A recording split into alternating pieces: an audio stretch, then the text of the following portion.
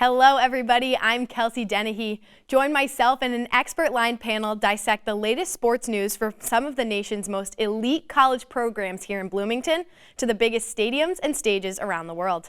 Stick around because we have a great show coming up on the Toss Up.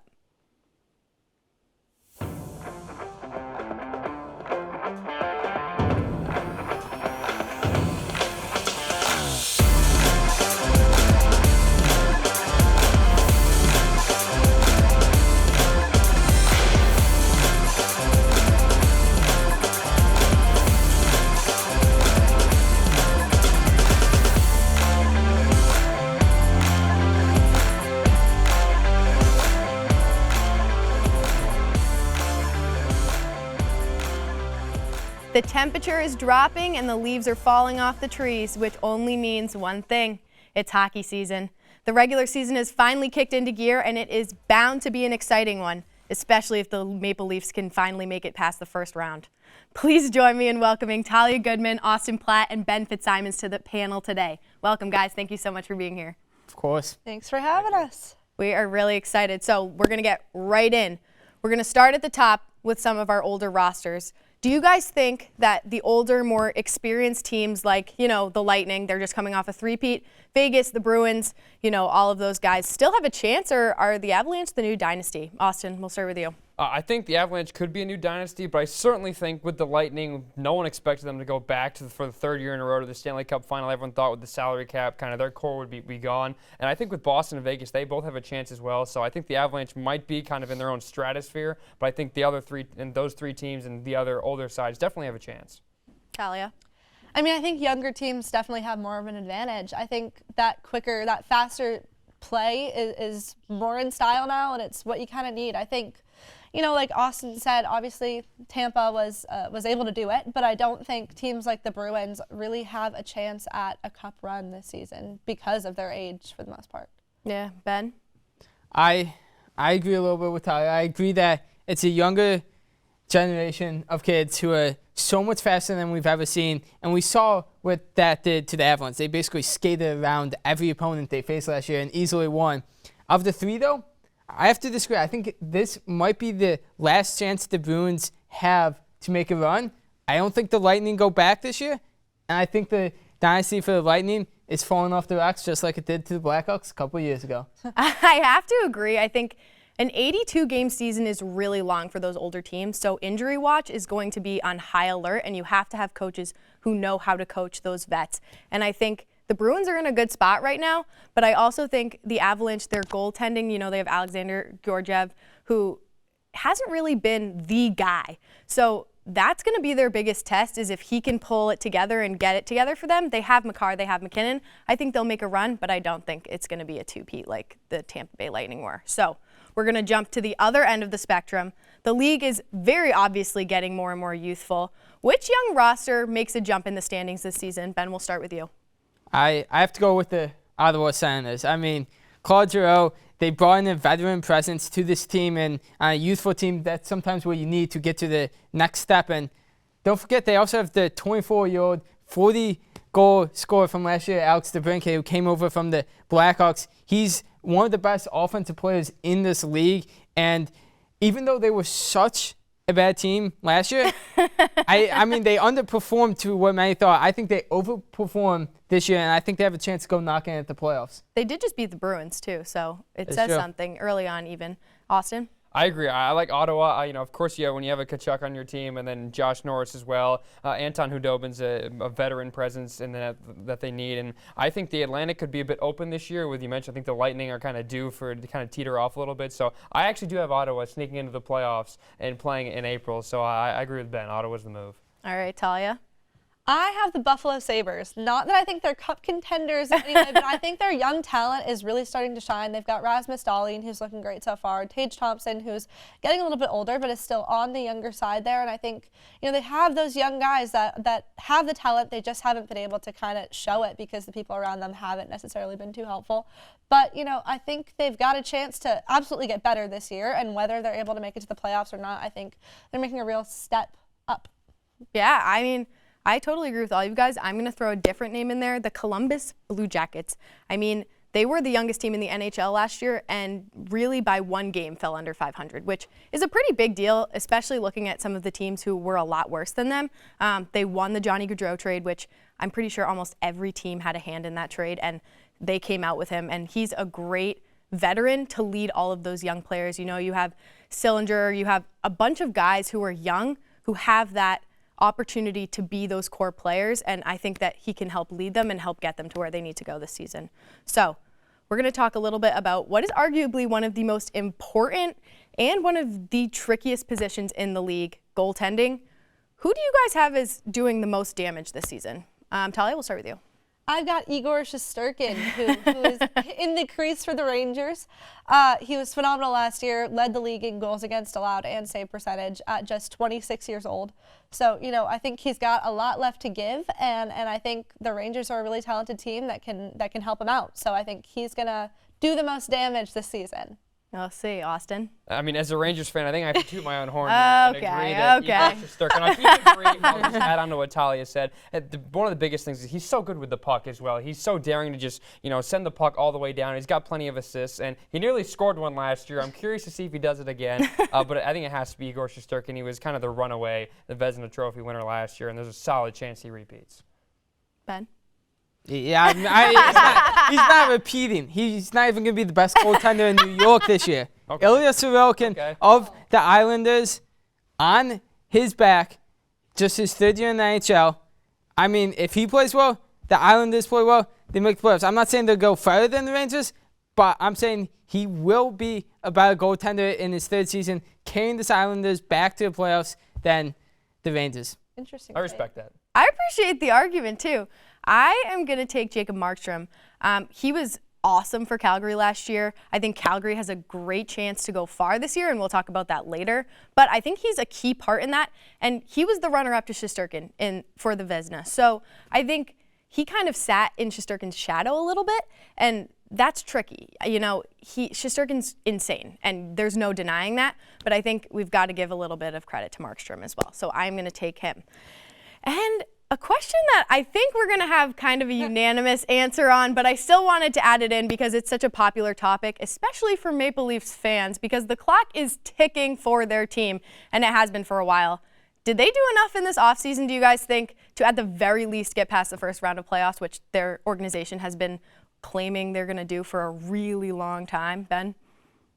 I mean, what did they do this offseason? Yeah, exactly. I mean, they practically did nothing. They replaced a couple of bottom 6 players. They got out of Peter Mrazek and entered a new goalie who's trying to prove himself once again after struggling in Washington. I mean, they didn't do it. It's basically the same team as last year, so my answer is no. You know what? Even if they did more than they ended up doing, I would still say no. I think it's the culture there that's the real issue, and I don't think, you know, changing the roster around a little bit is really going to fix the culture in Toronto. Yeah.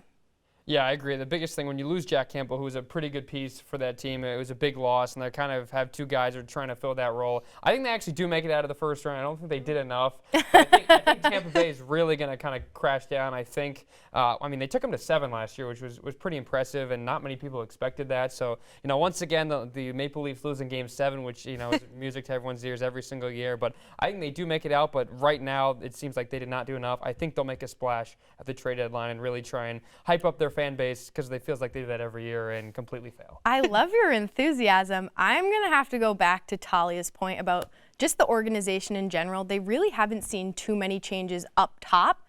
And I think when you have such star players, I mean, Austin Matthews won the Hart last year. You really can't ask for more from your players. So I think it's something they need to rethink in the top of the organization. Okay, who's doing what? Who isn't doing their job up there, so that they can make it past the first round. And I mean, as a Bruins fan, I can't say that I see them making it past the first round, but you never know. Honestly, I think it would make the playoffs a lot more interesting because nobody expects them to do it, and nobody has for the past couple of years, so we'll see. But coming up after the break, Ryan Canfield gives us the breakdown of the top 5 Big Ten players to play in the NHL. And our panelists give their predictions on who will bear some of the most prestigious awards in the league, including Lord Stanley's Cup. We'll be right back.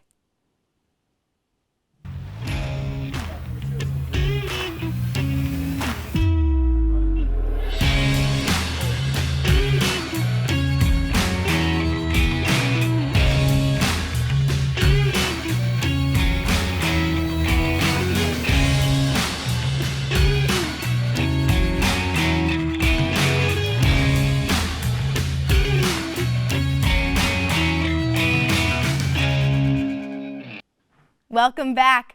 We're going to toss it over to Ryan Canfield for the top 5 Big Ten players to make it to the big league. Ryan? Thanks, Kelsey. Hey, Hoosier Nation. Ryan Canfield here, back with another set of rankings. Today, we have the top 5 NHL players to come from the Big Ten.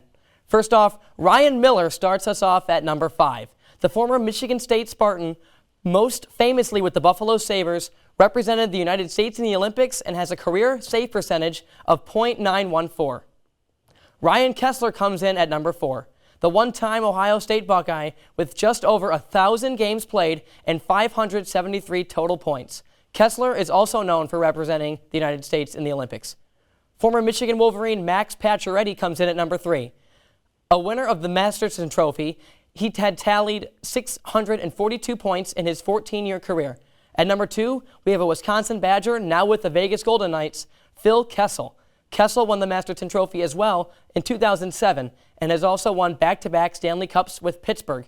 And at number 1, we have Duncan Keith from Michigan State. For Keith, accolades speak for themselves. He is a 3-time Stanley Cup winner, 2-time winner of the Norris Trophy, and a winner of the Conn Smythe Trophy. There you have it, y'all. Those are the top 5 players to come from the Big Ten. Kelsey, back to you. Thanks, Ryan. All right, we are going to get started in our quick fire predictions. We're going to keep it short and sweet, but I'm very interested to see what you guys have to say. So we'll start with one of the biggest awards that you can get as a hockey player in the NHL, the Hart Trophy. Talia, who do you have? I think the obvious answer would be to say Connor McDavid here. But I'm going to go a little bit outside of the box. I'm going to go Kirill Kaprizov. He's an electric scorer, great young talent for the Wild, and I could really see him doing it this year. Awesome. Connor McDavid. I don't need to see any more. That's it? Connor McDavid. That's it? Connor McJesus. That's who he is. Okay, I can't argue with you because, you never know. Ben? I mean, Austin said everything.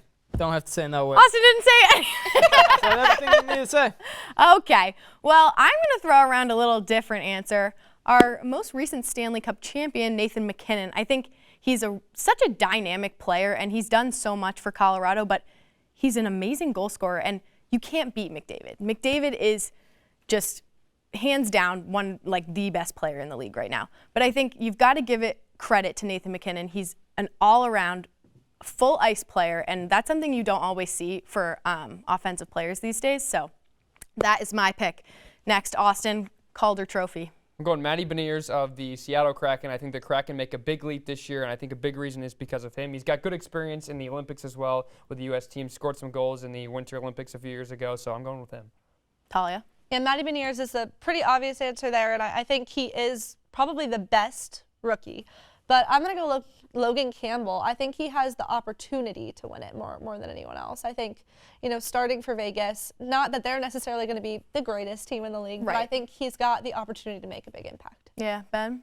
I mean, me and Austin just on the same page right now. You guys are like twins today. Yeah. But I'll just throw out another name that could finish second. Owen Power, his teammate in college on the Buffalo Sabres team that, I don't think they're going to make any jump realistically. But he's going to have plenty of opportunity to play and plenty of chances to make a name for himself. Yeah, absolutely. I see Matty Beniers. I see Owen Power. I think Matty Beniers over Owen Power only because Owen Power is going to be overshadowed by some bigger named players. And Matty Beniers is going to be out front. He's going to be on that front power play. He's going to be on that first line, and he's going to be put in those opportunities to score those goals.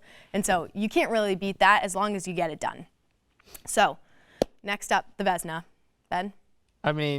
He arguably has been the best goalie in the league for the last 5 years, half decade. Andrei Vasilevsky.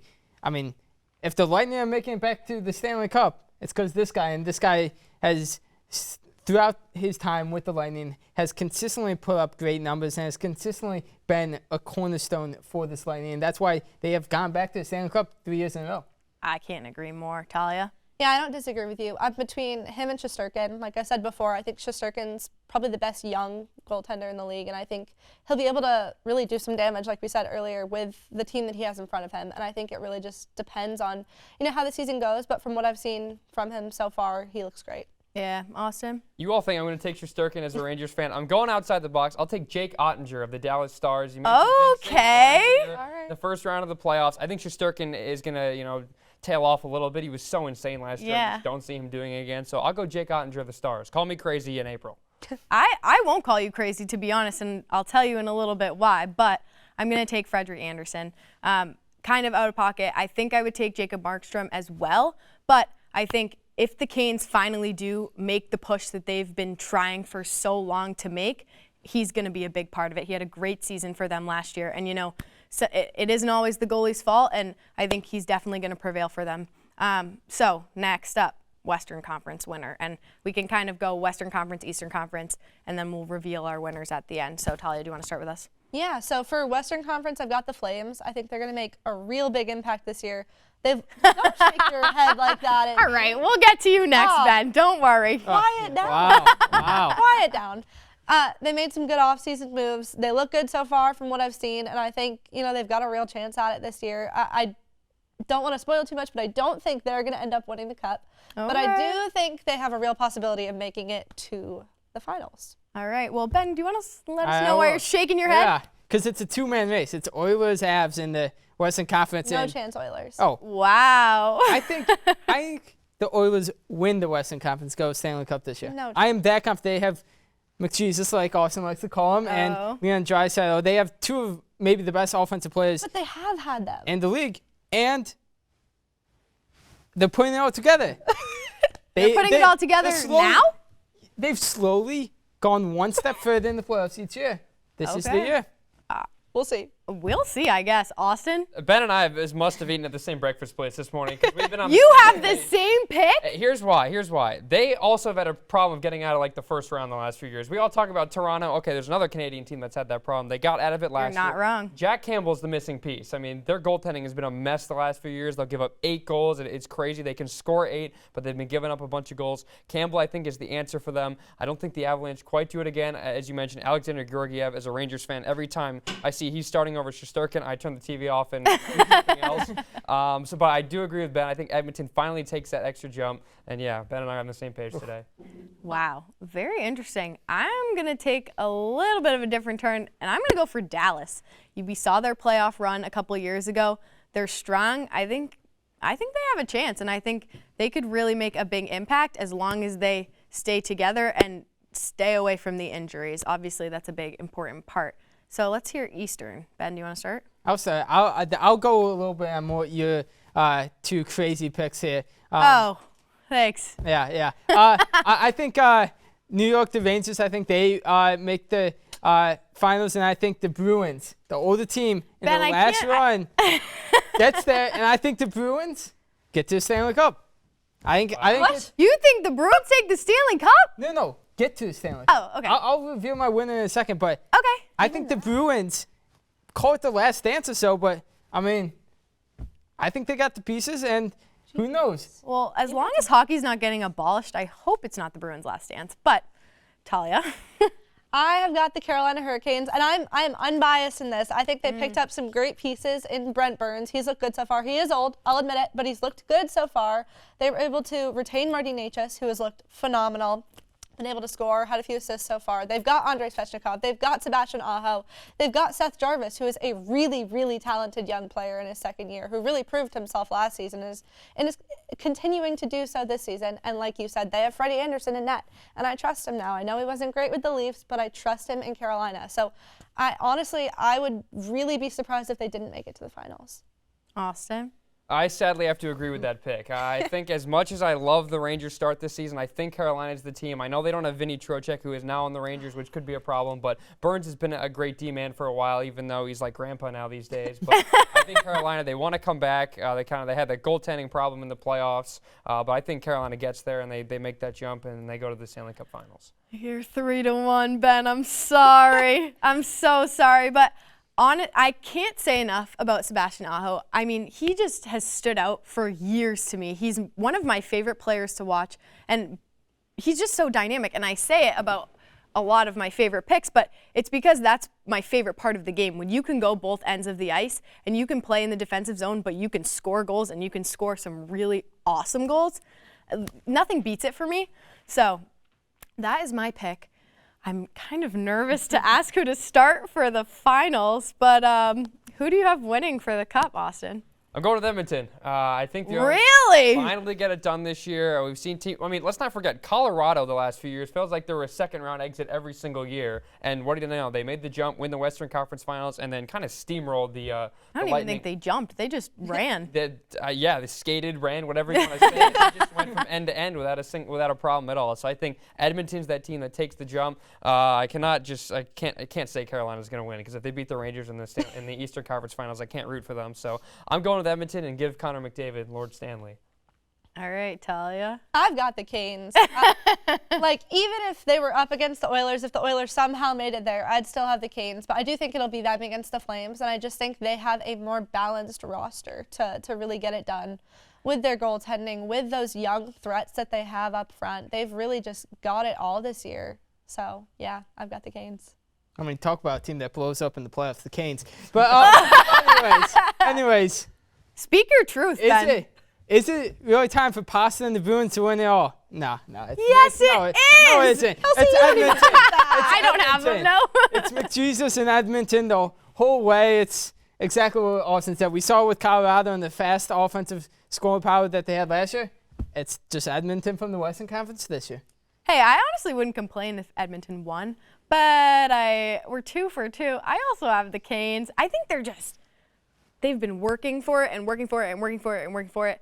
I think this is their year, and I think they're going to make that push towards the end of the season and through playoffs that people may not necessarily be expecting. Maybe they have some struggles mid-season that they have to get over, but overall, I think they are the strongest, most well-balanced team for the Stanley Cup. And, you can't win without defense, you can't win without offense. They have both, and they have a goalie who, like Talia said, she trusts, and honestly, I do too. After his season with Carolina last year, you can't really beat it. So, anyways, thank you guys so much for joining us today. That does it for the show this week. Be sure to continue the discussion and follow us on Instagram and Twitter at IUSTV Sports. I would like to thank everyone at IUSTV Sports for giving me this opportunity as the first female host of the Toss Up. I'm so grateful to be a part of setting the precedent for women in sports media, and there is no greater place to be than at Indiana University doing it. And so, with that, there's one thing left to do, so toss it up and find out if we'll catch it. We'll see you next week.